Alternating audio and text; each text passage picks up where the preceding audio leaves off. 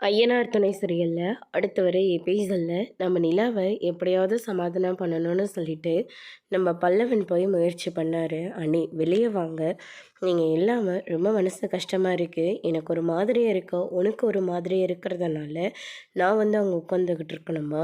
அடுத்தவங்க என்ன மன இருப்பாங்கன்னு கூட உனக்கு புரியாதா? நீ என்ன பச்சை குழந்தையா நான் சமாதானம் பண்ணிட்டு உட்காந்துக்கிட்டு இருக்கிறதுக்கு அப்படின்னு சொல்லிட்டு நிலா வந்து திட்டி விட்டுடுறாங்க. எங்கடா நம்மளையும் திட்ட போகிறாங்களோன்னு நினச்சிக்கிட்டு நம்ம சோழன் இருந்துட்டு பயந்துக்கிட்டு நிலாவோட கதவை தட்டுறாங்க. ஆனால் நிலா இருந்துட்டு சோழனை உள்ளே கூட்டிகிட்டு போகிறாங்க. ஒருவேளை கதவை சாத்திட்டு நம்மளை அடிக்க போகிறாளோ அப்படின்னு சொல்லிட்டு நம்ம சோழன் வந்து பயந்துருக்கவோ, அதுக்கு அடுத்து தான் நிலா இருந்துட்டு ராகவனை என்னெல்லாம் பண்ண நினச்சாங்களோ அது எல்லாத்தையுமே சோழன் பண்ணிட்டு வந்துட்டதா சொல்லிடுறாரு. ஆமாங்க, நீங்கள் நினைக்கிற மாதிரி அந்த ராகவை அட்டி பின்னிட்டு வந்துட்டேன், ரத்தம் ஊற்றுன்னு ஊற்றியாச்சு அப்படின்ற மாதிரி சொல்கிறாங்க.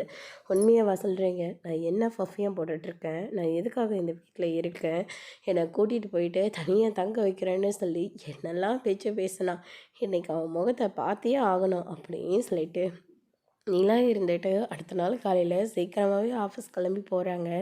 சேரன் இருந்துட்டு என்னை மன்னிச்சிடுமா, அதெல்லாம் நம்ம அப்புறமா பேசிக்கலான்னு, நான் முதல்ல ஆஃபீஸ்க்கு போகணும், நான் ரொம்ப எதிர்பார்ப்போடு ஆஃபீஸ்க்கு போகிறேன் அப்படின்னு சொல்லிட்டு நேராக ஆஃபீஸ்க்கு போகிறாங்க. அங்கே வந்து பார்த்திங்கன்னா நம்ம ராகவ் இருந்துட்டு நெத்தியில் கட்டோட வாயில் பேண்டேஜோடு உட்காந்துக்கிட்டு இருக்காங்க.